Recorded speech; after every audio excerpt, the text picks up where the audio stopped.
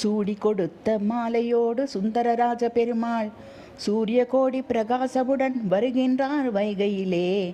ஆடிப்பாடி கூட்டமெல்லாம் அழகரே கோவிந்தா, அக்குரலோ அப்பப்பா, வான் தாண்டி வைகுந்தம் வரை தேடவும் கிடைக்காத தெவிட்டாத இத்திருவிழா போல் தேக்கடமும் இங்கில்லை, தேவலோகம் அங்கில்லை.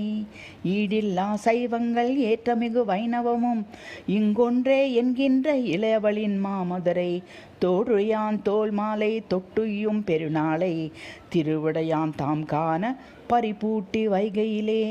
நாடி வரும் பக்தருக்கு நல்லருள் செய்கையிலே நான் வந்த காரணத்தின் நாழிகையும் ஆனதுவே.